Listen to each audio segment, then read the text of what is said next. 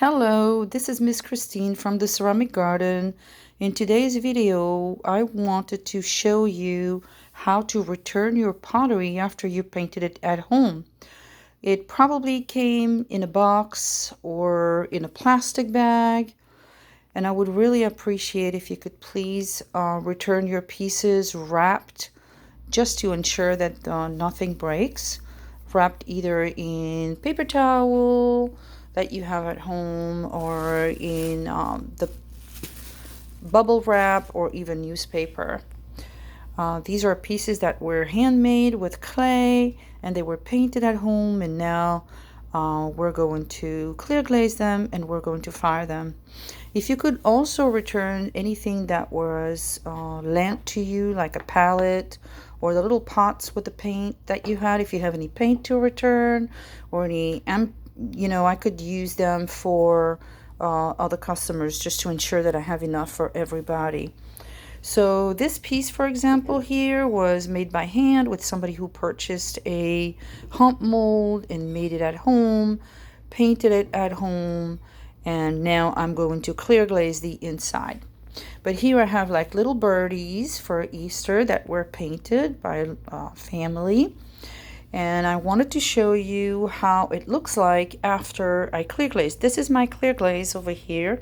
I use the Duncan Envision glaze. It's about like $30, $35 for a gallon of these.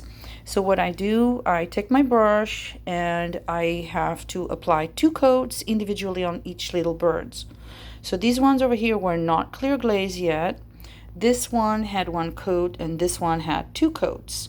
When the clear glaze dries, it'll turn out like a light blue like this. I do need to let them dry 24 hours before I put them in the kiln.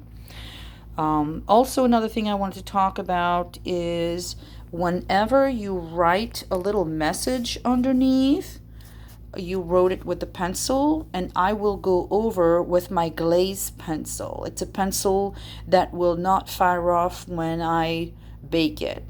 The lead of the pencil that you will be using, because your pieces will be fired at 1830 degrees, will fire off. With this pencil, it will not fire off. So I do need to dig a little bit into the paint to be able to see it, because I'm doing this over the glazes and I don't have any way of knowing exactly how many layers you put in, so I do have to dig a little bit. So it's always better to do it with black paint or with any color paint, like here for example with a green or a blue, or just choose a color that is visible. And you can always use a toothpick to actually write little, like these pieces are very small, so it's hard to write under a very small piece like that. So you could always use a toothpick and dip it in any color paint and then also write a little message, what year you did it, or if it's for gift, write a little message underneath. So these pieces, once they've dried 24 hours, they will go into my kiln over here, which is empty and awaiting your pieces.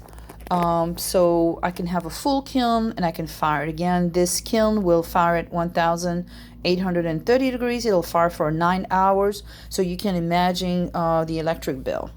So that's why I have to wait for the kiln to be at least half full before I can fire it. Once it's fired, I will let it cool off naturally. If I open the kiln too early, the pieces could crack with the shock of the cold air with the hot air in there. So once I take them out, over here I took some eggs for Easter out. Each piece is individually stilted, it's called, on these little things because there is glaze underneath the egg. If I was to put it in my kiln like this, I would actually have to break it off the shelf. So I do need to stilt the pieces individually, and once they come out, I take it out, and those little pin here that you see will actually mark under the egg, and I will have to use a stilt stone over here to actually shave the little points underneath the eggs.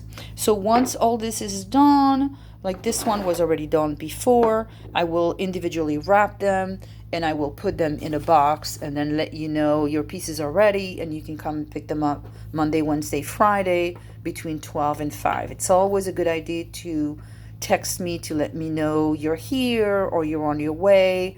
So, you make sure that you have your trunk open uh, to pick up your pieces. And that is what I wanted to talk to you about today. Thank you so much, guys, for supporting small businesses in the area here in the Tampa Bay area. I really, really, really appreciate, and it means a lot to me. We're still trying to keep the business open. So if you want to order pottery to paint, you can go to theceramicgarden.com. You pick a piece, you purchase it, and then you come and pick it up curbside again. Okay, love you all. Be safe, stay home, and art on. Thank you. Bye bye.